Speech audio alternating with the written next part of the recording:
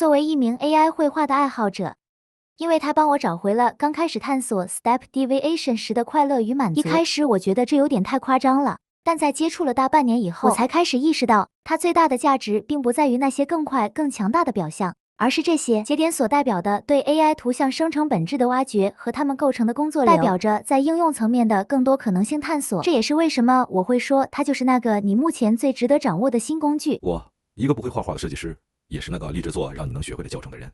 我是创业行业的打工人，是练习时长2年半左右的知识区小透明 UP 主。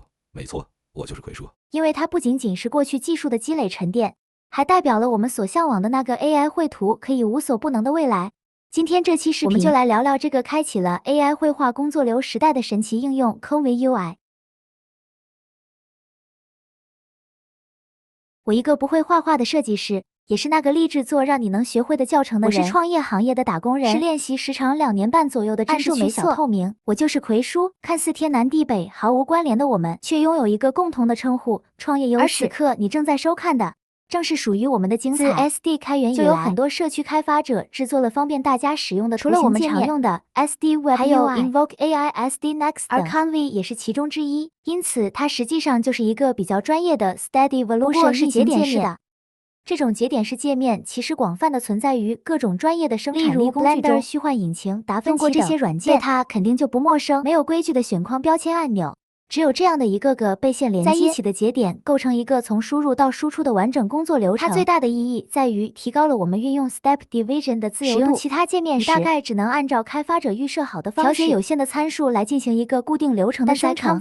各种功能的界面自由组合，可以演变出成千上百种不同的生成方式。同时，你可以及时调用一个节点输出的内容作为另一个节点的输入，将我们原本需要在不同板块插件里进行的工作环环相扣的组合在一起，进而实现一些工作流程的全自动化运作。这也为一些 AXE 应用碰撞机与 Stabilization 的功能提供了非常大的便利。你可以看到很多这种一键生成式的简易工具，有很大概率就是与 Canva 搭建起来的。作为一款如此强大的工具， Canva 的底层代码却非常简洁，这也是它运转起来更加高效且对低配用户非常友好的原因。再由于它的架构比较开放，在注入 SDXL、SVD 等前沿应用，也总是能在第一时间就让大家用上这些新模型和新功能。这个 Canva 直译过来的含义是舒适轻松的，但它的使用体验可能并不那么轻松，毕竟节点式的界面看上去就更专业一点。但我想告诉每一个对 Canva UI 感兴趣的你，它可能会比较复杂，但并不难。如果我们把这些 AI 绘图工具比作游戏，在 V 里你要面对的是一个个线性的关卡，但 Canva 就像是一个开放大世界，有更多的地图空间玩法机制，也需要你更加富有探索精神，不见得比前者要更难。这期视频接下来的内容也会为你梳理出一条轻松上手 Canva UI 的完整学习路径。Canva UI 对于你来说就不再是一个难驾驭的工具了。如果你在刚接触 AI 绘后不久，UI 也不是很熟悉，我会建议你先通过我主页里的另一个系列摸索它的基本使用方法，点上一个收藏。随着你掌握的做技巧越来越丰富，你迟早会用到它的。因为有很多你想在 Web UI 里实现操作繁琐或功能局限的事情，在 Canva UI 或许只需要一个简单的工作流就可以搞定了。Canva UI 的安装其实非常简单，如果你使用的是 Windows 并且显卡是 N 卡，那你只需要在项目主页的 Release 板块直接下载由作者 Canva Anonymous 提供的官方整合包，里面自带了所需的前置环境与依赖文件，将它解压在电脑上的一个空白文件夹里以后，双击这个 Run NVIDIA GPU 文件就可以启动 Canva UI 了。和额外的安装操作，在剪辑区里我附上了下载地址，也在网盘里附上了一个完整的打包分发版本。如果你想快速开始学习，可以直接下载下来使用。我们这个系列的视频也主要会使用 Windows 平台，而如果你使用的是 A 卡或者是 Linux、Mac 平台，则可以考虑使用代码在本地部署相关环境来完成安装方式汇总在了视频简介里的，可以按照里面指引的步骤进行操作，随时间变化。安装的细节可能会有所不同，一切请以文档为准。一些其他的 Comper 分发版本可能在安装流程上，但它们的内核功能是完全一致的，不会影响你收看接下来的任何内容。对了，有配置需求吗？一般来说，使用Canva UI 所需的配置取决于你在里面加载的工作流的强度，只是论基本的生成功能，那需求是相当低的。在添加低配参数的情况下，最低3GB 显存的设备也可以运行。但根据我的经验，想要取得比较好的生存体验，显存最好在8GB 以上。如果你是在本地安装使用 Canva UI，在正式启动之前，还需要做一些简单的配置。点击进入它的根目录，你会发现它的内部结构和外部UI 是非常相似的。如果你只使用空 UI， 那你可以在 Models 文件夹下找到包含 Checkpoint LoRa、Embeddings Telnet 等各种不同模型的放置位置，把对应类型的模型移动到文件夹里即可使用。我猜很多朋友的模型库存肯定都存放在常用的 Web UI 那里，没有个上百，小说也有几十 G， 那需要全部拷贝一份过来吗？也太占地方了吧。QE 的作者明显也考虑到了这一点，所以为它添加了一个互通功能，可以帮助我们快速调用 Std 的各项模型。你可以在根本录下找到一个额外模型路径的配置文件，用记事本一类的文本编辑工具打开它，以后将这一段替换成你带有模型的那个 WI 的，然后保存文件，对文件重命名，去掉整个点 example 的后缀，让文件名变成这样的。CMPUI 就可以读取到 WebUI 里的所有模型了。点击启动，你会发现它真的很快，只需要不到5秒的时间就加载完毕，进入操作界面了。到这里，我们就可以开始自由探索 CMPUI 了。ComfyUI 的操作界面非常朴素，核心部分是一个可以自由拖动、放大、缩小的操作区域，中间分布着各种连接在一起的功能组件，也就是节点。你可以使用鼠标滚轮控制左键按左拖拽，可以让镜头聚焦在不同的节点上。很多初学者在第一次面对这个界面的时候，会被这些节点和连线弄得有些不知所措。不如我们先用它来画一张图吧。在大家最常用的 Stable Diffusion 指挥 AI 绘制一张图片，你的所有操作可以总结为一套固定流程：一、选一个风格合适的模型；2、输入一串描述画面的提示词；3、调节一系列的绘制参数；4、点击生成 OK， 一张图就被画出来了。这个过程非常简单，你肯定也在 Webi 里重复了无数遍了。那来到 ComfyUI 里呢？这个初始界面对应的其实就是外部 UI 里最基本的文章。在这里生成一张图片也只需要玩具相同的4个步。就让我来给你示范一遍。一在最左边的 Checkpoint Loader 这里加载一个风格合适的大模型。2在中间这两个写着 Click Text Encode 的提示词框，这里写好正负面提示词。3在最右边的 Anti-Latent Image 和 Sampler 这里设置生成图像的尺寸和各种采样参数。4点击生成。等一下，生成按钮呢？右下角这里有一排功能按钮，如果你想在 Comfy 里开启一次生成，只需要点击第一个 Q Pro， 然后一张图就会被画出来了。但在得到一张图片之前，你会先见识到一个非常神奇的过程。这一系列节点会按照一定的逻辑先后运转，轮到某一个节点工作的时候，它就会被一圈绿框所点亮。每个节点各司其职，根据我们设置的选项对模型和图片进行一些处理。当它的工作结束了，就会把这个绿框传递给和它相连的下一个节点。这些依序亮起的节点就像一条工厂里的流水线一样，完成了包括对模型的加载、提示词的解读、扩散、生成等在内的生产一张图片所需的各个节点都完成了工作以后，就会在最右边的节点这里吐出一张图片来，一张图就被画出来了，是不是完全一致？这样一组提供了多种不同能够串联输出完整结构的节点组合，就被我们称之为是 ComfyUI 中的一个工作流。相比起 Webi 里完全焊死的一套工作面板， ComfyUI 里的节点就像是把 Stabilization 这个东西的外壳拆了下来，看它里面的各种配件是如何运作的。而右下角的其他几个按钮都是为了辅这个工作流而存在的。例如 Save 和 Load 对应的就是工作流的保存与加载。下面的 Refresh 按钮可以刷新当前工作界面的状态。Click Space 则是用于复制迁移图像的一个剪贴板。至于下面这个 Clear 按钮呢，一般其实我不太建议你碰，因为只要点一下它，就会把你界面上的所有节点都给清除掉。是故意的还是不小心？是故意的。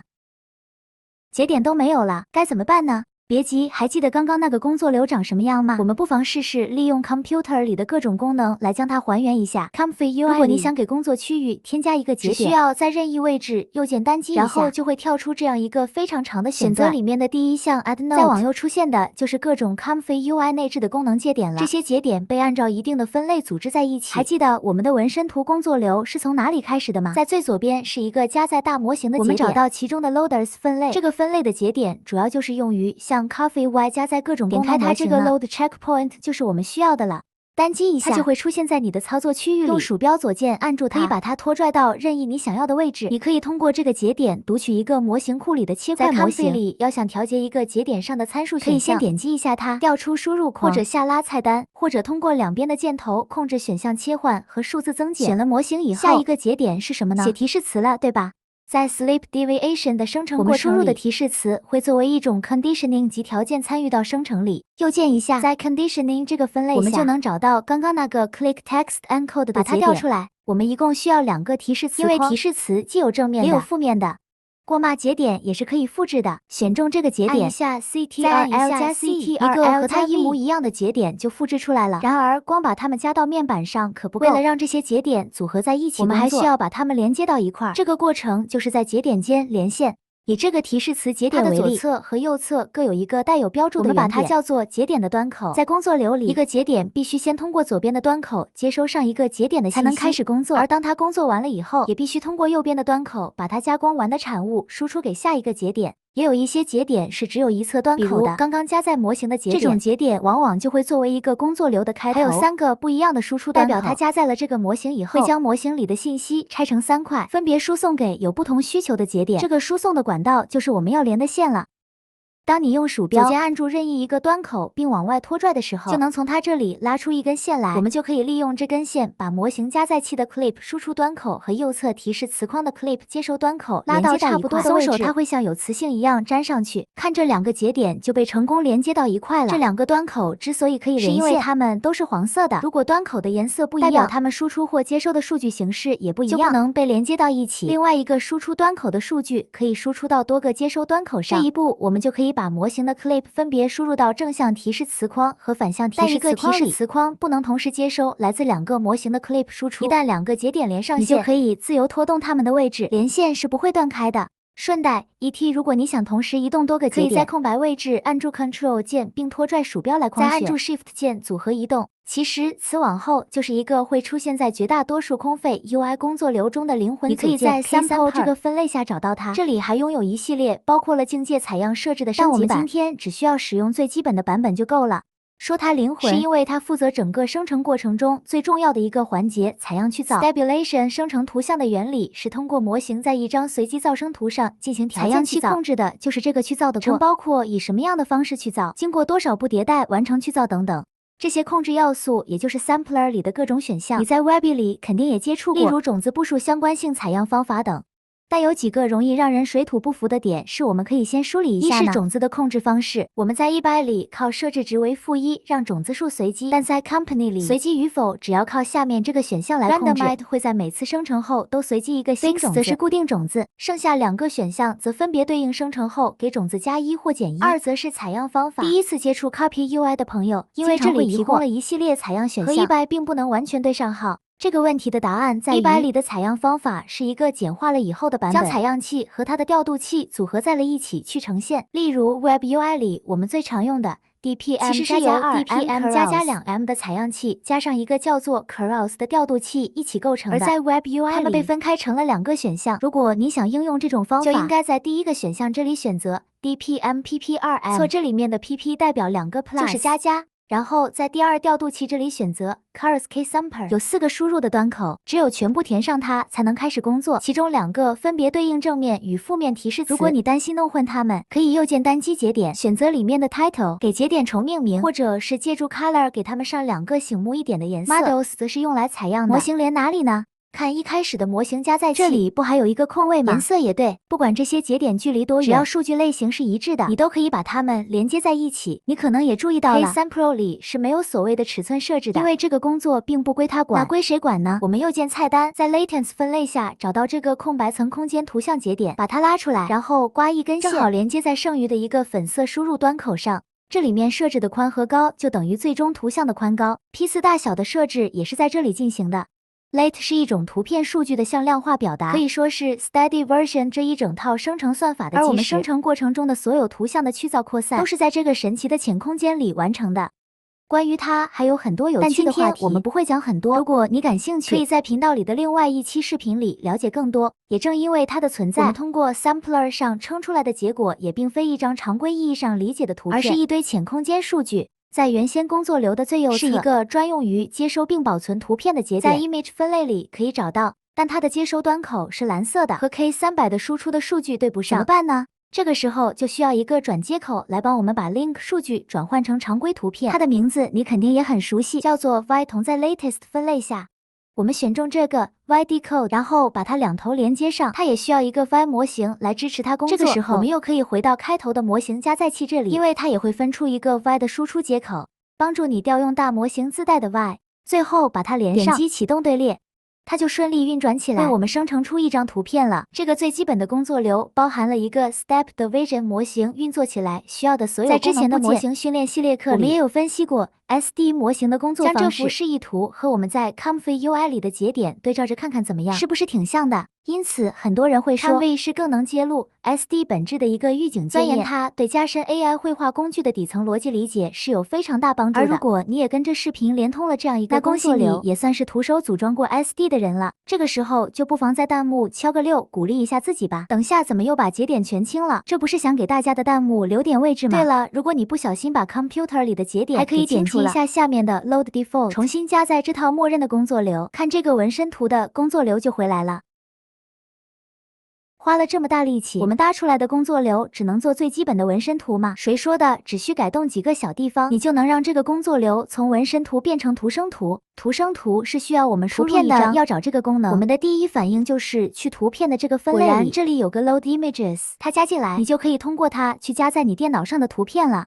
加载的图片可以作为图片信息输入，也可以作为蒙版使用，对应不同颜色的输出端口。它会在 K300 的采样的环节里代替我们刚刚通过另一个节点创建的空白空间图像。想要解除连接的话，只需要按住接口并拖拽，在旁边任意地方松手，把线拔下来就好了。但它们没法直接连接，因为颜色对不上。那该怎么办呢？找转接口，也就是 Y。但这个时候我们要用反向的转接口，就这个 Y encode 才能把普通图片转化为 Laden 数据。别忘了从模型这里调一个，但我们也知道有些模型本身包含的 Y 触图效果并不好。这个时候我们可以额外加载一个 Load Y 的节点，通过它单独选用其他的 Y。对于那些不要的节点，我们只需要选中它，再按一下键盘上的 Delete， 它就被我们删除掉了。但如果这样直接连，生成的图片尺寸会严格和导入原图相同。为了能重新定义尺寸，我们得在中间再创建一个 Upscale Latent 的组件，通过它来重新定义图片尺寸。而在图生图的过程里 ，KMPR 的最下方的 Denoise 选项会发挥作用。还有另一个你在 Webby 里更熟悉的名字，叫重绘幅度。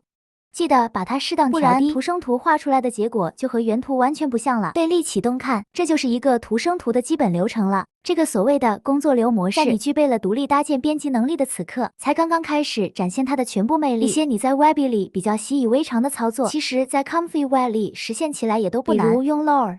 不用我说，你也知道 Loader 里肯定有相应选项。这里我想和你分享一个探索 Comfy UI 的小窍门。在面对一个你没有接触过的节点时，观察它的接口颜色，其实就很容易可以判断出它应该加入到这个固定流程里。哪个环境像这里，它的输入与输出都是 model 和 clip， 那它有很大概率就是接在这个拥有相同接口的大模型后面了。我们像这样一个个把原来的连线断开，节点加进去，再把线重新连上，因为输入和输出完全相同。这个 Lower 加载器看起来就有点像一个挂件一样挂在你的大模型上面。但如果你恰好有收看之前的 LoRa 训练相关的教程，你就会知道，我们运用 LoRa 时，恰好也就是将它作为一种附加网络增加到主网络之上。